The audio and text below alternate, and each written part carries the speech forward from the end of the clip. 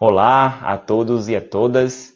Inicialmente, eu queria agradecer à organização do evento do Pensar Contabilidade por ter me convidado para participar desse evento tão grandioso de caráter nacional. Meu nome é Eliseu Leite, eu sou advogado, especialista em direito previdenciário e estou aqui hoje com vocês para bater um papo sobre planejamento previdenciário, tá bom? E, mais uma vez, agradecer, né, a presença de todo mundo que está aí nos assistindo, agradecer também a Pensar Contabilidade e espero que eu possa ajudar vocês, né, com essas breves informações que eu vou trazer. Pois bem, o direito previdenciário ele passou por uma enorme mudança nos últimos tempos. Nós tivemos a reforma da Previdência, tá, no dia 13 de 11 de 2019, quando ela foi publicada, e daí vários profissionais, operadores do direito previdenciário, no qual eu me encaixo, na qualidade de advogado, ficamos literalmente numa corda bamba, sem saber qual seria o futuro da advocacia previdenciária, né? E nesse contexto, eu acrescento também vários colegas contadores, porque todo advogado previdenciarista certamente trabalha em parceria com um bom contador. Se ele não tiver um contador para o seu escritório, né, obviamente que ele deve ter, tá? Às vezes esse contador milita na área previdenciária também, realizando alguns cálculos, mas se não tiver, nós temos uma série de contadores espalhados pelo Brasil que dominam a área previdenciária, dominam os cálculos. E a gente passou por esse momento de crise sem saber o que seria, literalmente numa corda bamba. Eis que logo em seguida os ânimos foram se acalmando e surgiu a partir de então o tema que eu gostaria de trazer para vocês, que foi o planejamento previdenciário. E daí você me pergunta, as pessoas não se planejavam antes da reforma da Previdência? Sim, elas se planejavam, mas o planejamento era muito mais simples, né? Não dependia principalmente, né, em muitos casos, da análise, do suporte, do cuidado de um profissional especializado, seja ele um advogado ou um contador. As pessoas se planejavam muito mais para excluir o fator previdenciário naquela regra 8595, né? O INSS já excluía automaticamente as 20% das menores contribuições e o PBC, o período básico de cálculo, era composto apenas das 80% maiores contribuições, a partir de julho de 94. Então, com a reforma da Previdência, como vocês vão ver, surge esse novo produto, né, que, na minha opinião, será a grande mudança, a grande chave no mercado previdenciário brasileiro. E, afinal de contas, o que é o planejamento previdenciário? Né? Nada mais é do que a análise do tempo de contribuição, da idade e das contribuições vertidas pelos segurados ao longo de sua jornada de trabalho, bem como da análise minuciosa das atividades por ele desempenhadas, tá? A fim de que possamos fazer projeções e apontar qual é a melhor maneira de se aposentar, qual é o benefício mais vantajoso naquele caso concreto. A análise das atividades também é muito importante, porque a depender da atividade, ele faz jus ao incremento, faz jus a um aumento de tempo de contribuição. Se ele estiver exposto a agente nocivo, né, um eletricista, alguém que está exposto a ruído numa fábrica, exposto a frio, um vigilante. Então, tem uma série de outros aspectos que devem ser analisados dentro do patrimônio previdenciário do segurado, que consiste na idade, tempo de contribuição, valor das suas remunerações, dos seus salários de contribuição, bem como da atividade por ele desempenhada. E todo o planejamento previdenciário, ele tem como objetivo responder a essas 4 perguntas. Quando se aposentar, qual o valor do benefício, quanto contribuir e se devo continuar recolhendo, essas são as principais dúvidas dos segurados. Tá? Certamente, a mais fácil de responder seria quando se aposentar, e a mais difícil, qual o valor do benefício, porque se essa projeção, se esse estudo, se esse plano for muito para frente, for daqui a 5, 6, 7 anos, né, a gente vai ficar, não vai ser tão fácil fixar a renda mensal inicial daquele segurado, tendo em vista que a gente não sabe os valores dos aumentos do teto previdenciário, por exemplo. Então, quanto mais distante for esse plano previdenciário, mais difícil será para fixarmos um valor do benefício. Mas a gente pode focar na média das contribuições, tá certo? E antes de trazer alguns exemplos, né, para todos vocês acerca da legislação, o que é que a gente pode fazer com a emenda 103 de 2019, a gente tem que passar rapidamente para as regras antes, para a regra definitiva, para as regras de antes, para a regra definitiva e, sobretudo, pelas regras de transição. Porque é aí que está o X da questão. São as regras de transição que os segurados vão implementar no curso dos anos que nós teremos pela frente. E como é que as pessoas se aposentavam no Brasil antigamente? Quando eu falo antigamente, parece algo bem distante, mas até 13/11 de 2019. Os segurados têm duas modalidades de aposentadoria. A aposentadoria por idade e a aposentadoria por tempo de contribuição. Aqui eu chamo a atenção que há uma opção, né? Na faculdade, você vai escolher, de acordo com o seu patrimônio previdenciário, qual a melhor aposentadoria no seu caso concreto. Né? Observe que a idade é uma opção e não um requisito único, definitivo, para se requerer a aposentadoria. E as mulheres se aposentavam aos 60 anos de idade, os homens aos 65 de idade, mais 180 meses de carência. E como é que era feito esse cálculo desse benefício? 70% da média, mais 1% para cada ano de contribuição que ele tiver, além dos 180 meses, que correspondem a 15 anos de contribuição, simplificando. Então, para além daqueles 15 anos, cada ano que ele tivesse a mais ia corresponder a um acréscimo de 1%, calculado sobre 80% dos maiores salários de contribuição a partir da competência de julho de 94. Né? Se ele começou a contribuir depois, né, essa data vai ser posterior. Se ele começou a contribuir em 98, vai ser a partir de 98. Né? E nós tínhamos uma outra modalidade de aposentadoria, que era a aposentação por tempo de contribuição.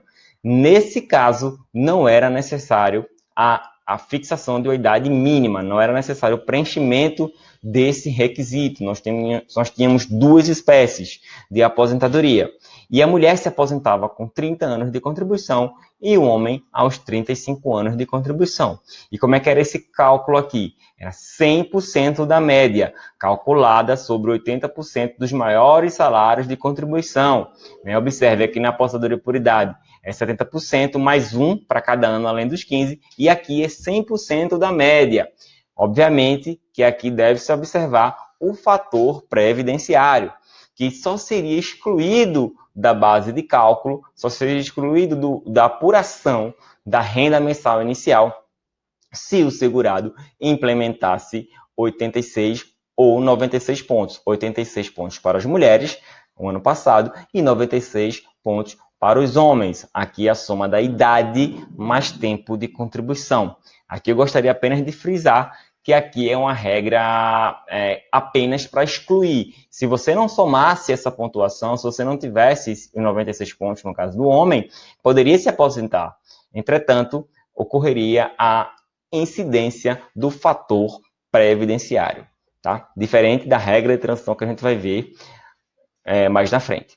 E como é que é a regra atual, hoje em dia, para se aposentar? A partir, na verdade, de 13/11 de 2019. Nós temos apenas uma modalidade de aposentadoria, que é a aposentadoria, abre aspas, por idade, que exige uma idade mínima.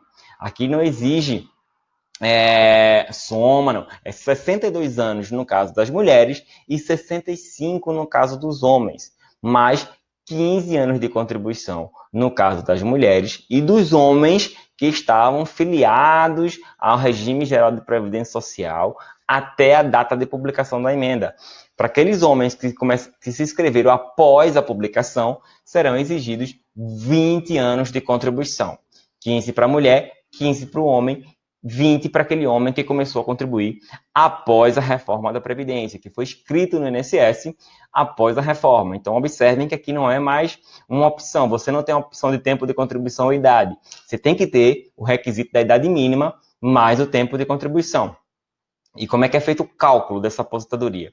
Aqui nós já passamos por uma mudança muito sensível. O PBC, o período básico de cálculo, é calculado de acordo com 100% de todo o período contributivo, tá? Não mais exclui os 20% as 20% menores contribuições do PBC. Isso já significa uma redução na média do segurado, como os senhores e as senhoras bem sabem mais do que eu, tá? E como seria o cálculo da RMI? Seria 70 como é da aposentadoria por idade ou 100 como o tempo de contribuição anterior? Não. O coeficiente ele parte de 60%. Encontrou a média, somou os salários de contribuição, encontrou aquela média, será aplicado um coeficiente de 60% dessa média para apurar a RMI, a renda mensal inicial.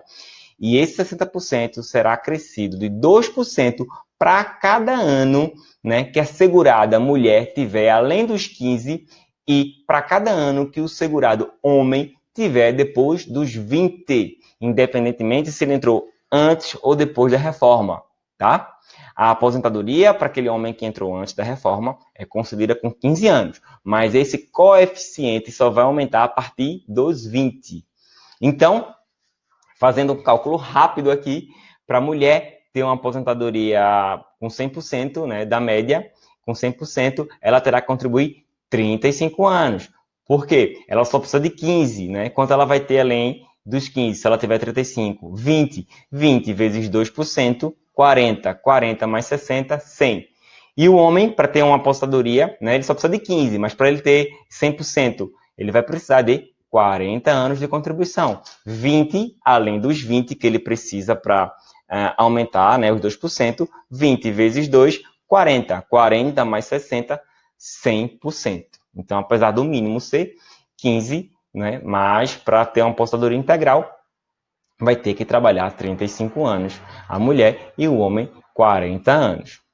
E antes da gente começar aqui a trabalhar no plano, eu preciso trabalhar com vocês um pouquinho, passar de modo rapidamente, quais são essas regras de transição.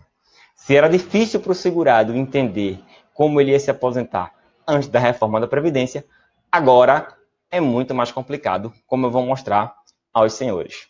Observe, nós temos de um regime geral de previdência que eu tive que limitar o tema às aposentadorias programáveis dentro do INSS, dentro do regime geral de previdência. Nós temos 5 regras de transição. São elas: a transição por pontos, a idade mínima mais tempo de contribuição, o pedágio de 50%, o pedágio de 100% e a aposentadoria por idade, a transição que só se aplica na prática para a mulher, como eu vou demonstrar para vocês. E o que a gente pode observar que tem em comum nessas 4 primeiras regras aqui? São regras de acesso à aposentadoria por tempo de contribuição. E essa última, como o próprio nome diz, é uma transição para a aposentadoria por idade. E essas 4 de aposentadoria por tempo de contribuição têm em comum, né? São ligadas pelo tempo mínimo de contribuição exigido em todas elas de, no mínimo, 35 anos de contribuição para o homem e 30 anos de contribuição para a mulher. Vamos passar por cada uma delas. Na regra de transição número 1, é a regra de pontos. A mulher tinha que somar, né, até o ano passado, 86 pontos e o homem 96 pontos. Aqui é uma regra de acesso, é um pré-requisito para se aposentar, né? Naquela aposentadoria por pontos que a gente acabou de ver, era somente para excluir o fator previdenciário. Essa daqui não, para ter acesso a essa transição, você tem que ter a pontuação. Senão, você vai se encaixar em alguma outra regra. E essa pontuação partiu de 86 para as mulheres e 96 para os homens. Esse ano de 2020 já é 87 para as mulheres e 97 para os homens, que corresponde à soma da idade mais tempo de contribuição. E esse tempo de contribuição tem um mínimo para que ele possa ser somado de 35 para os homens e de 30 para as mulheres. Essa pontuação ela vai aumentando 1 ponto a cada ano até atingir 105 pontos para os homens em 2028 e 100 pontos para as mulheres em 2033. E como é que é a regra? A regra dessa aposentadoria por pontos, dessa transição por pontos, é a mesma regra da definitiva, né? Segue os mesmos parâmetros. 60%, não é, do salário de benefício, que corresponde à média de 100% do PBC, mais 2% para que passar dos 15 anos e 2% para a mais do que passar dos 20 para os homens. Em seguida, nós temos a transição da idade mínima mais tempo de contribuição. Aqui não se fala mais em soma, e sim de idade. Tá? Essa idade partiu de 56 anos para os homens em 2019, 56 anos para as mulheres em 2019 e 61 anos para os homens. E vai aumentando meio ano, né, sucessivamente. A cada ano vai aumentando 6 meses. Então, agora, em 2020, essa idade mínima já é de 56 anos e meio para as mulheres e 61 anos e meio. O ano que vem será de 57 para as mulheres, a idade mínima, e para os homens, 62. Mais tempo de contribuição, 30 anos para as mulheres e 35 para os homens. E essa pontuação vai aumentando, essa idade vai aumentando 6 meses, até o homem atingir 65 anos nessa transição em 2027 e a mulher atingir 62 em 2031. 65 e 62 são as idades definitivas, da regra definitiva. E o cálculo é exatamente igual à daquela aposentadoria anterior por pontos. 60% do salário de benefício, mais 2% do que passar além dos 15 e dos 20 para o homem e para a mulher sucessivamente. A terceira regra de transição, essa parece boa, mas não é tão assim, como eu vou demonstrar para vocês. Pedágio de 50%. Para aquele segurado ou segurada que faltar até 2 anos, até 2 anos para se aposentar, né? Na verdade, é no mínimo até 1 ano, 11 meses e 29 dias, né? Falta menos de 2 anos para se aposentar. Vai ter que pagar um pedágio de 50% do tempo que faltar, mais 50% do que faltava para chegar nos 30 para a mulher e nos 35 para o homem. Né? Exemplo, se faltar 1 ano, né, uma mulher com 29 anos de contribuição, faltava 1 ano para ela se aposentar, né? Pela regra anterior, ela vai ter que trabalhar 1 ano mais 50% de 1 ano, 6 meses. Ela vai ter que trabalhar 1 ano e 6 meses. Geralmente, essa é a regra mais próxima, mas o cálculo dela não é tão bom. Por quê? Porque apesar dela ser 100% da média, há incidência do fator previdenciário. É a única regra de transição, a do pedágio de 50%, em que ocorre a incidência do fatídico fator previdenciário.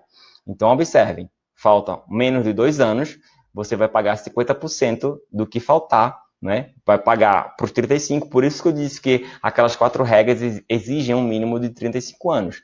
Essa daqui é 50% para além, né, dos 30 da mulher e 35, no caso, dos homens. E quem tiver faltando mais de 2 anos? Quem tiver faltando mais de 2 anos para se aposentar, pode entrar no pedágio de 100%, tá bom? Idade, né, mínima, mais um pedágio de 100%. A mulher vai ter que pagar um pedágio se faltar se faltavam, né, na data da emenda, mais de 30 anos para se aposentar, e no caso do homem, vai pagar um pedágio do que faltava para os 35 anos, um pedágio de 100%. Se faltavam 3 anos para o homem se aposentar, ele vai ter que trabalhar 3 anos mais 3 anos, 6 anos. E essa regra, ela também exige uma idade mínima de 57 anos para as mulheres e de 60 anos para os homens. Essa idade, ela não vai aumentar, ela é fixa, tá? E também aqui não há de se falar em soma. Vamos lá para um exemplo. Uma segurada com 52 anos de idade, mais 27 de contribuição. Aqui a gente não está somando, é só um parâmetro. Sobre os 3 anos, né, que faltantes, ela não se aposentava com 30, estava faltando 3. Ela vai ter que pagar mais 3. Ela vai ter que trabalhar 3 mais 3, igual a 6. E vai ter que ter a idade mínima de 57 anos. No nosso exemplo, ela com 52, na data da emenda, daqui a 6 anos ela vai ter 58 anos. Ela vai ter alcançado essa regra de transição. E essa transição tem a melhor fórmula de cálculo, porque ela é 100% da média, sem a aplicação do fator. Aqui, ela juntou os 100% da transição dos 50%, mas não colocou o fator pré-evidenciário, tá bom? E também, essa RMI não parte de 60% mais 2%, ela é 100%. Ela é a melhor regra no que pertine ao cálculo. Pode ser que ela não seja a melhor no caso concreto, mas no cálculo ela é a melhor. Geralmente, ela é a mais distante, tá? Para o segurado. E por último, a transição por idade, no caso das mulheres, né? Ela não se aplica ao homem. Por quê? Porque o homem já se aposentava por idade aos 65. E essa regra parte de 60 anos, partiu em 2019 e vai aumentando meio ponto, meio ano a cada ano que segue. Então, esse ano já é 60 anos e 6 meses. O ano que vem, 61. Até atingir 62, quando é a regra definitiva, em 2023. Tá? Exigindo aqueles 15 anos, aqueles 180 meses de carência da regra anterior. Então, só a idade que vai subindo aí com o tempo, a cada ano. Como é que é o cálculo exatamente da regra definitiva? 60% mais 2% para cada ano que passar dos 15 para a mulher e dos 20 para os homens. E agora, com essa breve introdução de cerca de 20 minutos, eu vou passar a trabalhar com a regra de transição, com a regra definitiva, à luz do planejamento previdenciário. O primeiro ponto que nós temos que observar é se o segurado tem direito adquirido a se aposentar pela regra antiga. Observem esse caso aqui. O segurado, em 22/10/2019, ele detinha 35 anos e 7 meses de tempo de contribuição e 60 de idade. Ele poderia se aposentar? Sim, poderia. Por quê? Porque ele tinha 35 anos de contribuição. E nós temos a modalidade de aposentadoria por tempo de contribuição. E nessas circunstâncias, ele ia se aposentar com a RMI de 4.710. Por quê? Foi um segurado aqui que sempre contribuiu com base no teto, por conta do fator previdenciário, que iria incidir na casa de 0,84%. Tá? E o que foi observado nesse caso? Foi observado que ele já estava chegando na pontuação de 96 pontos, necessária para exclusão do fator previdenciário do cálculo da sua aposentadoria. E assim foi feito. 10 dias depois, no dia 1º de novembro do ano passado, ele atingiu a pontuação de 96 pontos, como vocês podem observar. E essa RMI saltou para R$ 5.584 por conta de apenas 10 dias. Então, a primeira regra que a gente tem que observar dentro de um planejamento previdenciário é se o segurado preenche os requisitos para se aposentar pela regra anterior e se essa regra anterior, no caso concreto, é mais vantagem. A segunda análise que devemos fazer é no que pertine às regras de transição. Olha só, essa segurada aqui, mulher, no dia 13/11/2019, ela contava com 29 anos e 11 meses. Ela poderia se aposentar? Ela tinha 55 anos de idade. Ela poderia se aposentar aqui? Não, porque nessa oportunidade a lei exigia 35 anos. Ela estava pertinho, mas ela não tinha os 35 anos. Tampouco ela tem idade para se aposentar pela idade, que era 60 anos. Ela tinha 55. E qual análise que nós devemos fazer? Pois bem, a primeira regra que ela iria acessar seria do pedágio de 50%. Como eu frisei, geralmente é que está mais perto. E ela poderia ter requerido a aposentadoria no dia 7/12/2019. Tá? Porque só faltava um pouquinho para ela se aposentar. Ela tinha 29 e 11 meses. O pedágio dela foi muito pouco.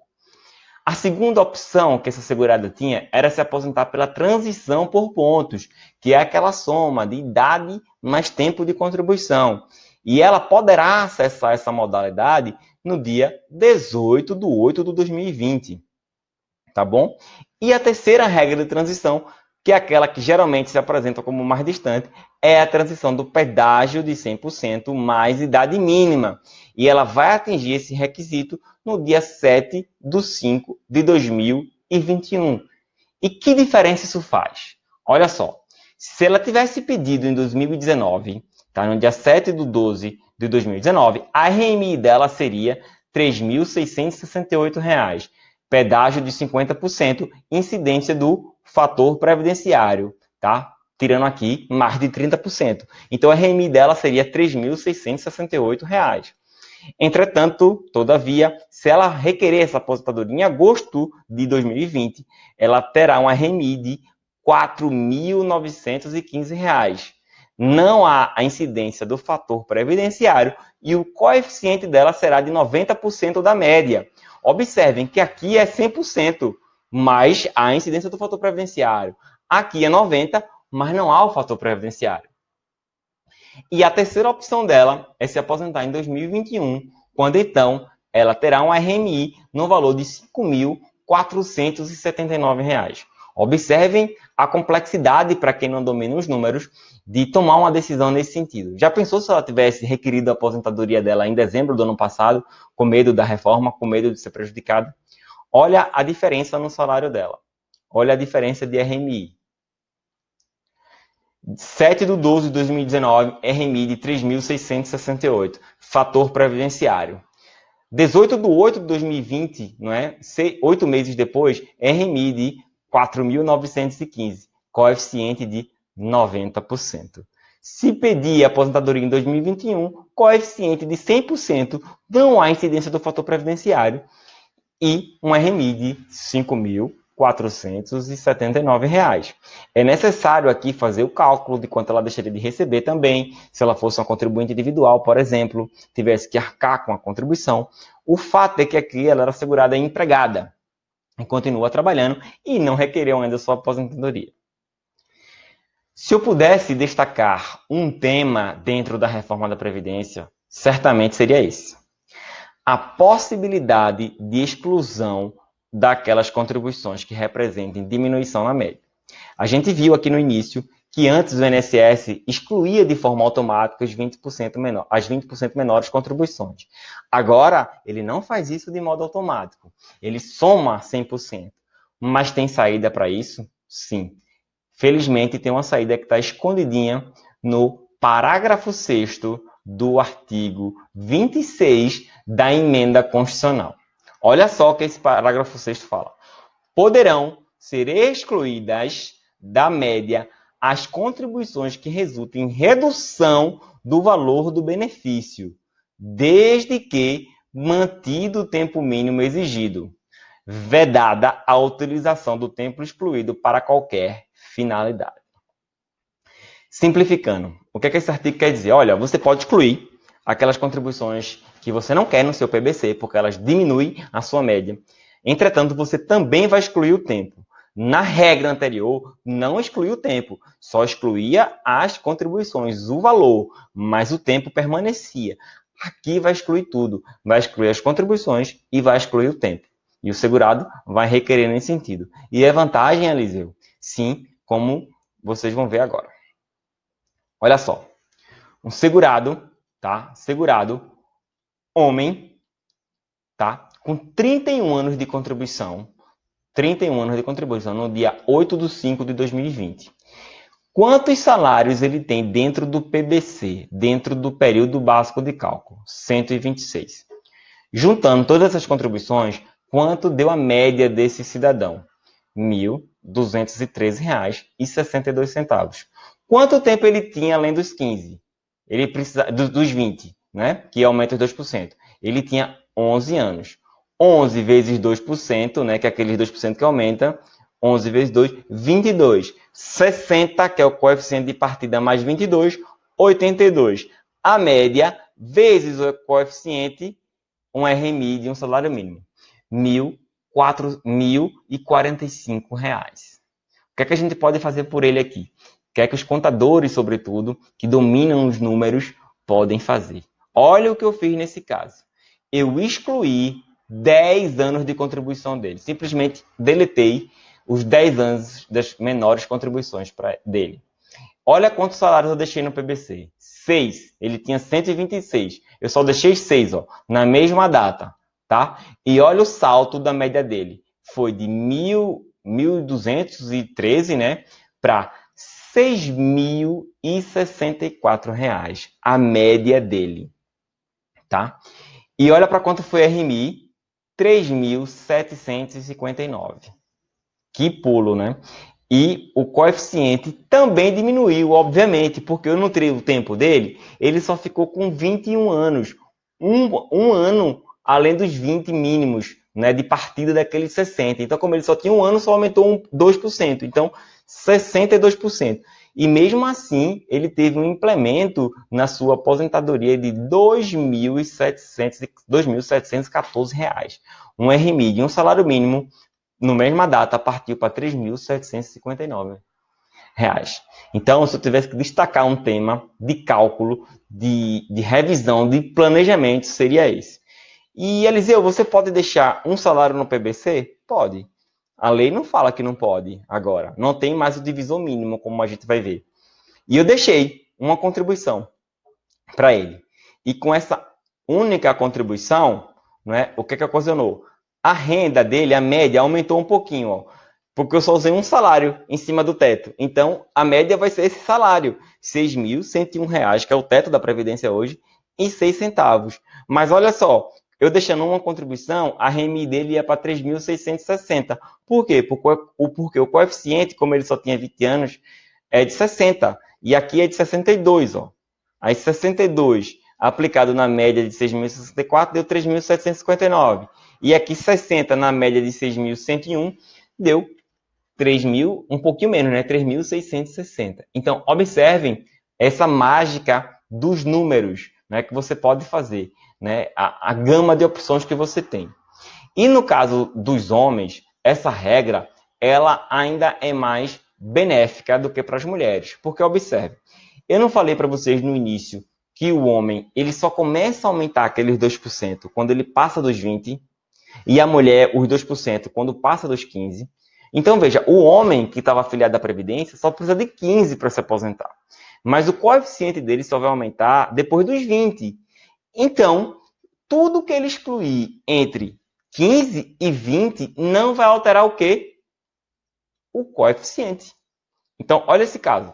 241 meses no PBC, 20 anos de contribuição, no caso do homem, e a média de 2.517, vezes o coeficiente, um RMI de 5.510. O que foi que eu fiz aqui? Eu tirei 4 anos, ó, de 20 passou para 16. Eu tirei os 4 anos menores dele. Ele teve um PBC de 195 salários. E olha só o coeficiente dele, ó, não alterou. Naquele primeiro caso alterou, de 82 para 62. Aqui não alterou. Por que não alterou? Porque eu só excluí entre 16 e 20 anos. E nesse intervalo, o coeficiente do homem não se altera. Então eu posso excluir tudo que o coeficiente permanece. E olha só para quanto foi a RMI dele. R$ 1.713. Apenas por ter excluído esses 4 anos. E além dessa possibilidade de descarte, eu destacaria para vocês a ausência do divisor mínimo, né? As duas coisas estão ligadas, entrelaçadas, tá? O divisor mínimo é aquele número mínimo de contribuições que o segurado tinha que ter dentro do PBC, até a emenda. A emenda retirou esse divisor mínimo, tá? Se um segurado tivesse 100 contribuições dentro do PBC, que era de julho de 94 até o mês anterior que ele requeria a sua aposentadoria, ele teria que ter, se tivesse 100 meses, por exemplo, ele tinha que ter no mínimo 60 contribuições. Se não, iria dividir por 60. Se ele tivesse 50, ia somar mais 50 e dividir por 60. Agora, não tem mais divisor mínimo. Por isso que naquele exemplo anterior, eu deixei um salário.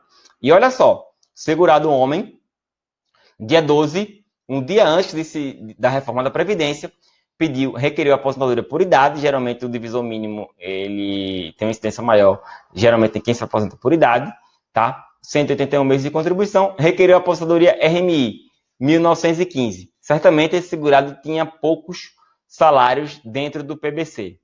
e ele simplesmente não requereu e requereu após a reforma da Previdência sem nada fazer. Ele preencheu os 65 anos de idade e olha para quanto foi, né, a RMI dele.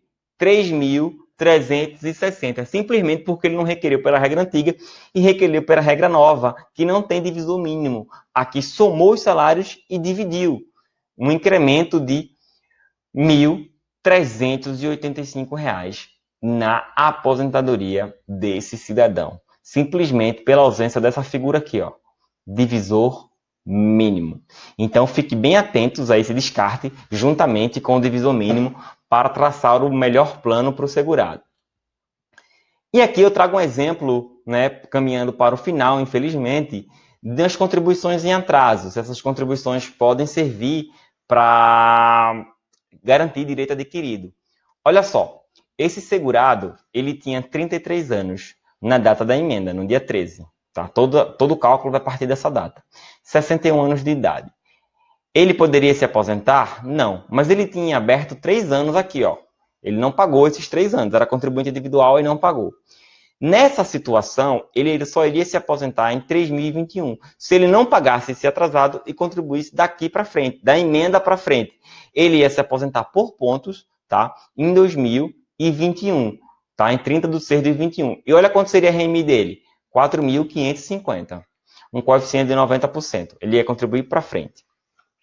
E aí você me pergunta, ele poderia pagar em atraso? Sim, poderia. Ele era contribuinte individual, ele era para ter contribuído e não contribuiu. Tá?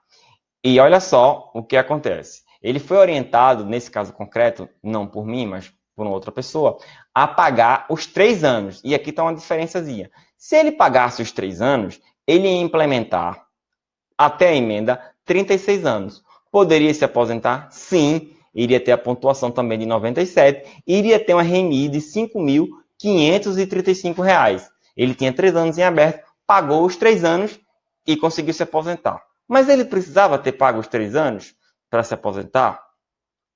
Não, né? Como a gente vai ver agora. Olha só. Ele poderia pagar em atraso. Se ele pagasse os 3 anos, ele ia ter 36 anos, 61 de idade e RMI de R$ 5.535.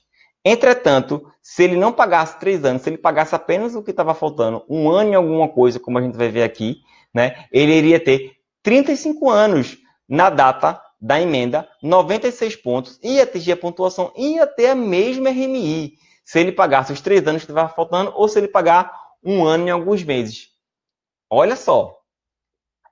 E aqui é que vem o X da questão. Se ele pagar os 3 anos de 2017 a 10 de 2019, ele vai gastar R$50 mil, certo? E se ele pagar 20 meses apenas, ao invés de 34, ele vai gastar quanto? Ele vai gastar R$29 mil, tá? Uma diferença de 21 mil. E como a gente viu, iria gerar para ele o mesmo valor de RMI, tá? E aqui eu trago para vocês, ó, opção 1. E aqui vocês observam que ele iria economizar simplesmente por pagar só o que estava faltando para os 35, uma vez que ele ia atingir a pontuação. Qual era a outra opção que ele tinha? Não pagar atrasado e ir contribuindo até 2021. Se ele passasse a contribuir até 2021, que é a transição por pontos, ele ia investir R$24 mil, tá? Ia ter uma RMI de 4.550. Entretanto, se ele pagasse os atrasados para garantir direito adquirido com uma regra mais benéfica, tá vendo? Ele ia se aposentar lá desde o dia 13, iria ter uma RMI de R$5.535, ia ter investido 29 mil, apenas R$4 mil de diferença entre um e outro, tá? Apenas, quando digo na complexidade, no retorno que ele vai ter, com RMI R$985 a mais, e ele teria esse retorno em 5 meses. Olha só a importância do planejamento previdenciário. E aqui eu queria deixar essa mensagem a todos vocês e agradecer a minha participação, minha breve participação, tá? Agradecer a oportunidade de estar aqui e trazer esse planejamento previdenciário, estando certo de que é a grande mudança do direito previdenciário. Aqui ficou meio desconfigurado aqui minhas informações, mas estão todas aí. Eu estou disponível, estou aberto. Eu agradeço a atenção, agradeço o convite e foquem no planejamento. A lei de um lado e o sistema de cálculos no outro. Vocês, com essas duas coisas, vão voar nesse planejamento previdenciário. Tá? A lei de um lado e um bom sistema de cálculos no outro, porque cálculos vocês dominam, números vocês dominam muito mais do que nós, advogados. Então, eu agradeço e estou à disposição para qualquer esclarecimento em qualquer momento. Muito obrigado.